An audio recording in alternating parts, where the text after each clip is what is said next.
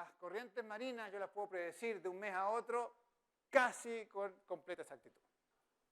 Y esa es una gran ventaja. ¿Cuál es la desventaja? Igual que la mareometría, que hay que hacer mantención con buzo submarino y eso es alto costo. Pero tenemos ahí ese potencial también. Ahora, dado que está esta energía renovable, ¿cierto? Este potencial por desarrollar, bueno, ¿cómo podemos fomentar esto? ¿Cierto? Y hay básicamente en el mundo dos mecanismos de cómo se ha fomentado. No voy a ir al detalle, así que no se preocupen. Uno es lo que se llama el portafolio de energía renovable o sistema de cuotas, que es decir, hoy yo voy a exigir por ley de que un porcentaje de la energía que se produce venga de fuentes renovables. Ese sistema de cuotas es el que tenemos en nuestro país, ¿cierto? De la energía que se produce, un porcentaje tiene que venir de fuentes renovables. Pero no es el único mecanismo, ¿cierto? Otros países también han tenido lo que se llaman tarifas especiales o feed-in tariff, que es, bueno, reconociendo que en un principio eran más costosas, se daban subsidios de una cantidad específica dependiendo de la tecnología que producía. Por ejemplo, si queremos fomentar la energía solar fotovoltaica en nuestro país, uno puede decir, si hubiera un feed-in tariff, no hay, ¿cierto? Pero si hubiera, uno diría, si usted produce con energía fotovoltaica, le voy a pagar un precio distinto del precio que si produce con carbón. A diferencia del sistema de cuota, donde el sistema de cuota exige un porcentaje de producción de fuentes renovables, pero no dice de qué tipo, ¿cierto? Y el precio a que se vende la energía solar es exactamente el mismo que se vende la energía que viene de carbón, ¿cierto? Diferencia entre los dos sistemas. Otros sistemas que son menos usados, pero en algunos lugares se usan también, es, si yo quiero instalar cierta cantidad de energía renovable, puedo hacer subasta de esa cantidad, es decir, hoy quiero 1000 megawatts eólicos, los subasto y al mejor postor se los asigno. Y lo otro, que generalmente se usa como para partir con algunos incentivos menores, son los incentivos fiscales o exención de impuestos. ¿Cómo estos sistemas se ven en Latinoamérica? Se ven así. En Chile somos los únicos que tenemos un sistema de cuota. Los sistemas de cuota son típicos en Estados Unidos. Casi todos los estados de Estados Unidos tienen un sistema de cuota. Y algunos pocos países de Europa, pero muy pocos. Y nosotros en Latinoamérica. El sistema de tarifas especiales o feed-in tariff es muy usado en Europa. Y en Latinoamérica lo usa Argentina, Ecuador, Panamá. Y en Latinoamérica también se ha usado bastante la subasta competitiva, especialmente en México, Perú y Brasil, y Uruguay también. No es tan común la subasta ni en Estados Unidos ni en Europa, pero acá ha sido uno de los mecanismos. Eso para ver un poco el panorama de cómo se ha motivado esto. Esto fue discusión hace algunos años importante para ver cómo realmente, dada la dependencia que nosotros teníamos, ¿cierto?, de los combustibles fósiles, cómo motivábamos las renovables. Y se planteó tener un sistema de cuota y un feed-in tariff además, ¿cierto?, y un impuesto al CO2 y a los combustibles locales, perdón, a los contaminantes locales.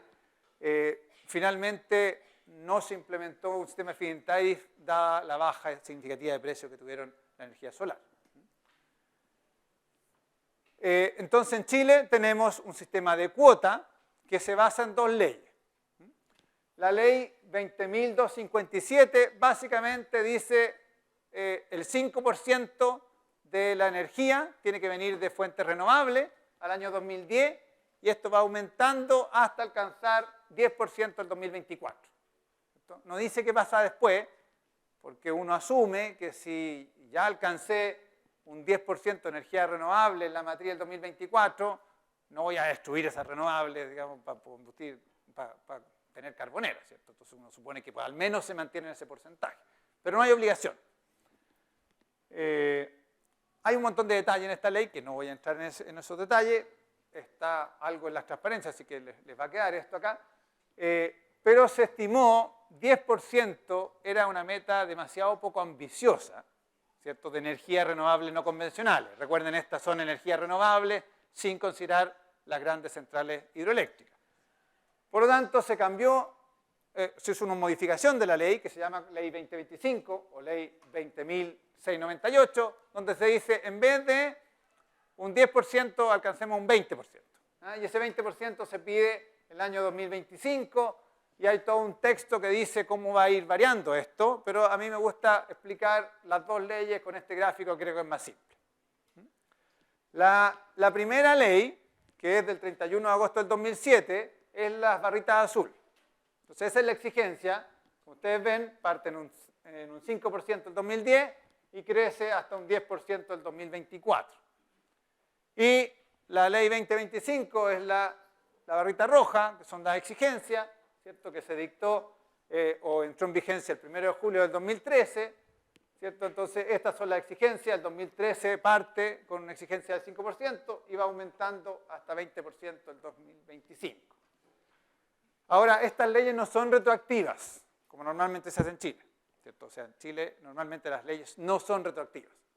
Eso implica que si yo soy un generador y tengo un contrato que lo firmé el 2006, el porcentaje que yo tengo que demostrar que genero de energía renovable es 0. No tengo que demostrar nada porque lo firmé antes de la ley. Los contratos normalmente duran 10, 15, hasta 20 años. Si lo firmé el contrato después del 31 de agosto del 2007, pero antes del 1 de julio del 2013, lo que tengo que demostrar que estoy cumpliendo es las barritas azules. O sea, este año esa empresa tiene que demostrar que el 7,5% de lo que producen viene de fuentes renovables no convencionales. Y si firmaron el contrato después del 1 de julio del 2013, entonces este año tienen que demostrar que un 11% viene de energía renovable no convencional. ¿Por qué menciono esto? Porque hoy día más o menos el 10-11% de energía viene de fuentes renovables, pero no todo tiene que cumplir con esta ley, ¿cierto? Porque van caducando de a poco los convenios y la idea es que efectivamente al 2025 eso sí logremos ese 20%. Entonces esa es un poco la idea que hay en torno a las exigencias de la ley. Sin embargo, si uno mira cuánto, dependiendo de los distintos tipos de contratos, y se fija en los contratos que hay, mira la exigencia que es de la ley, que es esta curva de acá, y mira lo que se ha generado, se ve que la generación de energías renovables no convencionales está muy por encima de la exigencia de la ley. O sea, nadie ha estado pagando multas porque no cumplió con la ley. ¿Por qué se produjo esto? Bueno, porque varias cosas. Primero, y lo más importante, es que los costos bajaron en forma súper significativa. Los costos de la energía solar bajaron en forma súper importante y se instalaron un montón de empresas, ¿cierto?, que producen con energía solar en el norte y en el centro del país. Esa es la principal razón. Pero también ayudó una buena política pública que hubo en el país, ¿cierto? Porque a veces, ¿cierto?, o sea, uno mira y dice, bueno, los costos de los paneles bajaron en todas partes, ¿cierto? Porque lo producen los chinos, no lo producimos nosotros. Por lo tanto, bajaron para Chile y también bajaron para Perú y también bajaron para Bolivia, ¿cierto?, que tienen las mismas o mejores condiciones que nosotros. Entonces, también va esto acompañado de una política pública que facilita esto. Por ejemplo, la energía en estos contratos de largo plazo se subasta con anticipación. Una política pública que ayudó fue que en vez de subastar energía en bloques anuales, dijeron, ¿sabe qué? Vamos a dividir en bloques horarios. Entonces, a alguien le vamos a permitir que ofrezca proveer energía solo de 9 a 6 de la tarde, horario de trabajo. Y después puede no proveer, obviamente pensando en fomentar las solares, ¿cierto? Es una forma de fomentar las solares netamente con política pública y que fue relativamente exitosa. Entonces, esto se debe a la baja de los costos, pero también a una política pública exitosa. Bien, ahora hablamos de las bondades de la energía renovable, pero también hay un tema muy importante que es un desafío, ¿cierto?, en la medida en que vamos aumentando el porcentaje de energías renovables que hay en el sistema, se requiere en el sistema mayor flexibilidad.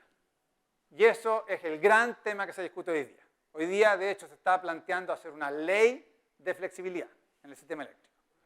¿Por qué necesitamos flexibilidad? Porque la energía solar no está en la noche.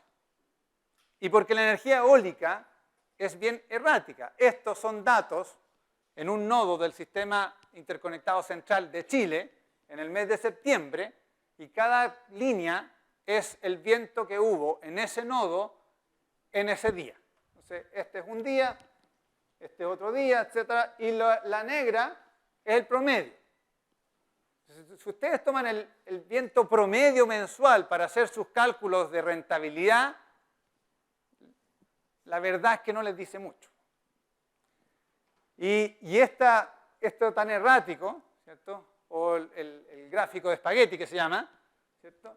El problema que tiene es que cada vez que el viento deja de soplar, yo tengo que encender otras centrales porque la gente quiere la energía siempre, no solo cuando sopla el viento.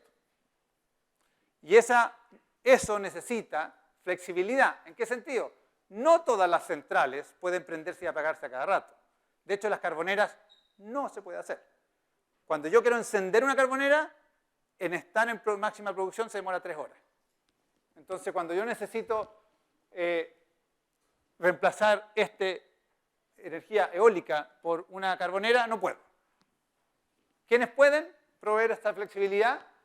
Bueno, perdón, lo tengo en otra. ¿Quiénes pueden? Pueden las hidráulicas, pueden las ciclo combinado a gas y otras formas que vamos a ver a continuación. Entonces, les quiero mostrar un gráfico bien conocido que se llama la curva Pato, que representa un poco esta necesidad de flexibilidad. Y, ¿cómo andamos de tiempo? Ya, vamos. Esta curva amarilla es la producción solar, tratando de representar, ¿cierto? Producción solar en la mitad del día y no hay producción en la noche. Vamos a suponer que la producción eólica es relativamente constante, para no meter tanto ruido, que está verde. La demanda, supongamos que es la azul, típicamente, ¿cierto? Hay un pic de demanda en la tarde y uno más pequeño en la mañana, ¿cierto?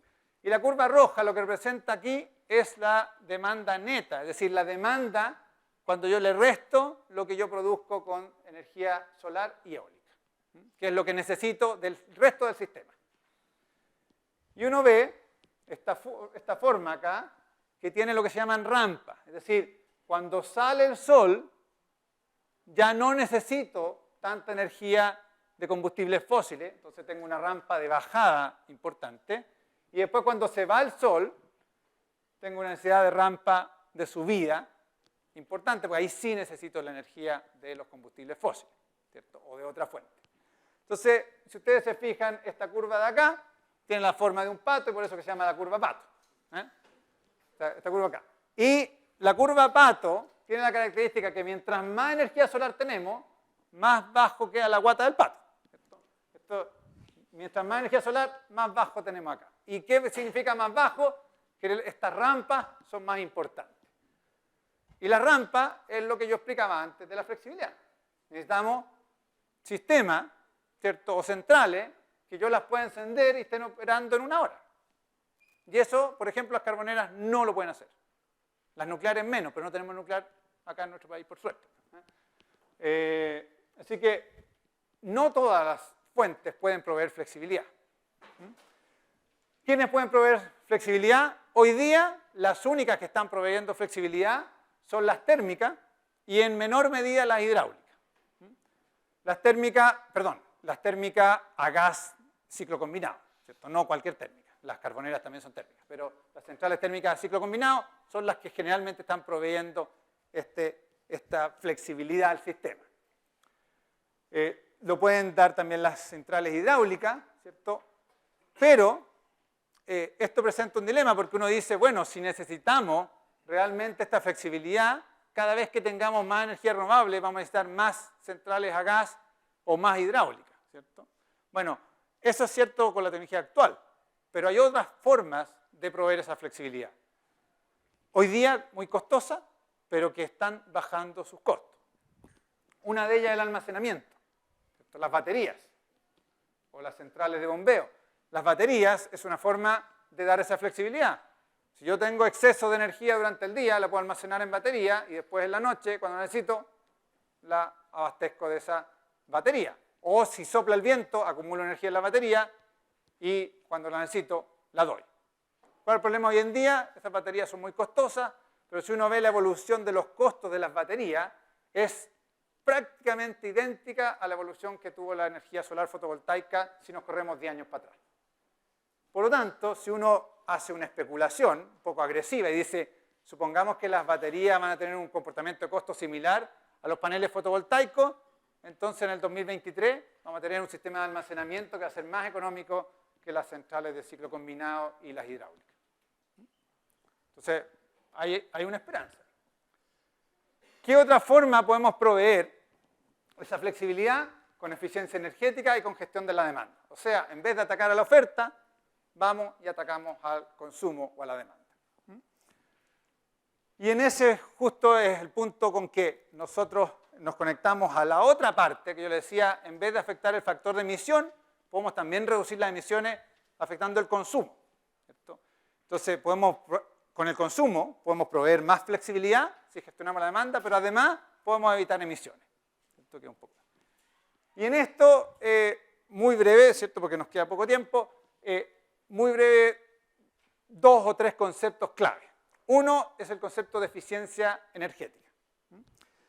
Y este gráfico me permite diferenciar lo que es eficiencia energética de lo que es ahorro, ¿cierto? Energético. En este gráfico, en el eje horizontal tenemos el tiempo de consumo y en el eje vertical tenemos el consumo eléctrico. Entonces, una medida de eficiencia energética es la que reducimos el consumo sin afectar el tiempo de consumo. Mientras que en ahorro energético disminuimos el tiempo de consumo, pero no necesariamente el consumo por unidad. Un ejemplo para que se entienda. Si yo en esta sala cambio las ampolletas, ¿cierto? Por ampolletas LED que tienen la misma luminosidad, por lo tanto el mismo confort para todos, esa es una medida de eficiencia energética, porque la voy a tener prendida el mismo tiempo, pero como cada LED consume menos, vamos a consumir menos energía. Es una medida de eficiencia energética. Mientras que una medida de ahorro energético sería, oye, cuando salgamos apagamos las luces, ¿cierto? Y con eso ahorramos energía. Porque si durante la presentación apagamos las luces, vamos a tener no el mismo nivel de confort, ¿cierto? ¿Se entiende? Entonces, es importante la eficiencia energética porque a nivel de país, como somos un país en desarrollo, queremos consumir menos. Yo les mostré el gráfico que cada vez consumíamos más, ¿cierto? Queremos seguir produciendo, pero ojalá no consumiendo cada vez más como estamos ahora, sino que consumir ojalá lo mismo o ojalá menos produciendo más, ¿cierto? Y eso se logra teniendo eficiencia energética. Una medida de ahorro sería decir, oye, produzcamos menos en el país, hagamos el país menos productivo, ¿cierto? Y ahí también consumimos menos energía, pero no es la idea. La idea es ser más eficiente en el uso de energía, ¿cierto? Sin frenar el desarrollo del país. Esa es la base del desarrollo sostenible que queremos. Bien, entonces acá hay un gráfico para mostrar de que esto se puede, pero no hemos sido tan exitosos en nuestro país. Esto es la productividad o el Producto Interno Bruto de los países de la OECD, el azul, y el consumo per cápita de energía en los mismos países de la OECD. Ustedes ven que en los años 70, cuando fue la Gran Depresión y los impactos del precio del petróleo en forma importante, los países de la OECD empezaron a tomar medidas de eficiencia energética y empezaron a desacoplar su productividad del consumo energético. En nuestro país, distintas razones pasaron en los años 70, ¿cierto? Que no tomó relevancia el tema energético, ¿cierto? Sino más bien temas políticos, y pasó desapercibido esa posibilidad y nosotros hasta el día de hoy tenemos un consumo per cápita de energía que va muy de la mano con la producción, ¿cierto? ¿Cuándo disminuye el consumo de energía del país? Cuando tenemos crisis económica. ¿Y cuándo aumenta? Cuando tenemos boom económico. Entonces, no hay ese desacople que podemos tener. Entonces, ahí tenemos una posibilidad de implementar más medidas de eficiencia energética en forma súper importante, ¿cierto? La mejor manera de disminuir las emisiones es siendo eficiente en el uso de la energía, como la energía más limpia. Bien, y un concepto que quiero mostrar es por qué no hemos sido exitosos en eso o no hemos sido no tan exitosos en nuestro país. Este es un trabajo que hicimos en el Centro de Cambio Global, donde vimos distintas medidas de cómo, para ahorrar, para evitar emisiones, ¿cierto?, en términos de eficiencia energética. Y por ejemplo, tenemos algunas medidas que son costo efectivas. Iluminación residencial eficiente, reducción de pérdidas stand-by, refrigeración residencial eficiente, etc. Y que tienen costos negativos. ¿Qué quiere decir esto? Que si yo cambio en un montón de casas el refrigerador viejo por uno nuevo eficiente, es una medida que cuesta negativo. Es decir, el delta de inversión o lo que tiene que invertir la persona es menor que lo que ahorra en energía si vemos la vida útil de ese refrigerador. Entonces, la persona cambiando ese refrigerador gana plata. Eso es lo que estoy diciendo. Y hay muchas medidas que le hacen ganar plata. Otras no, otras cuestan plata. Pero estamos lejos de llegar acá. Estamos acá. Entonces hay un montón de medidas y que la gente no lo hace. Hay un montón de gente que si cambia su refrigerador ganaría plata y no lo cambia. ¿Cierto? Entonces, ¿por qué no lo cambia? Porque hay barreras. Y por eso necesitamos la intervención del Estado en lo que es eficiencia energética. Barreras de distinto tipo. Primero, barreras de información. Hay gente que no sabía eso. No sabía que si cambiaba su refrigerador ganaba plata. Entonces, necesitamos que informarlo. ¿Cómo? Por ejemplo, todos los programas de etiquetado que tenemos en Chile, ¿cierto? Si ustedes van a comprar un auto ahora, desde el 2013, tiene una etiqueta de los autos nuevos que dice cuánto emite, ¿cierto?, qué eficiencia de combustible tiene, etc. Esa etiqueta la diseñamos acá, en el Centro de Energía de la Universidad Católica, o el grupo que ahora es Centro de Energía. Los artefactos, los refrigeradores también tienen esa etiqueta. Entonces, información. Puede haber también barreras económicas, ¿cierto? Alguien dice, no, si yo sé que gano plata, pero no tengo la plata para comprar el refrigerador ahora. Bueno, eso a lo mejor requeriría algún tipo de subsidio. Barreras técnicas, cada vez menos importantes, que uno podría decir, sí, pero es que no hay el tipo de refrigerador eficiente en nuestro país. Con una economía global eso es cada vez menos relevante, ¿cierto? Pero sí pueden haber barreras institucionales y culturales donde el Estado tiene un rol importante. Si queremos tener que nuestras industrias sean energéticamente eficientes, tiene que estar convencido el gerente general. Porque uno no va a ir a hablarle al operador a decirle, oye, si usted cambia su sistema de operación en la minera, va a ahorrar energía. Él va a decir, no, si a mí me pagan por producir, mientras más produzco 24/7, mejor. A mí no me pagan por ahorrar energía. Entonces, si no están convencidos de la gerencia, no va a pasar mucho. Y temas culturales también. Hay todo un programa de difusión de incorporar esto, ¿cierto?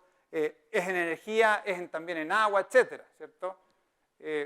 Los que somos más viejos siempre nos sorprendemos, ¿cierto? Cuando mi hijo, que está en kinder, ¿cierto?, me dice, oye papá, saliste de la sala y no apagaste la luz. O sea, ubícate, ¿cierto? Bueno, ese cambio cultural yo creo que tiene que venir de la educación en los colegios, ¿cierto?, y en las universidades, para poder ser algo común, ¿cierto?, algo que está en todos.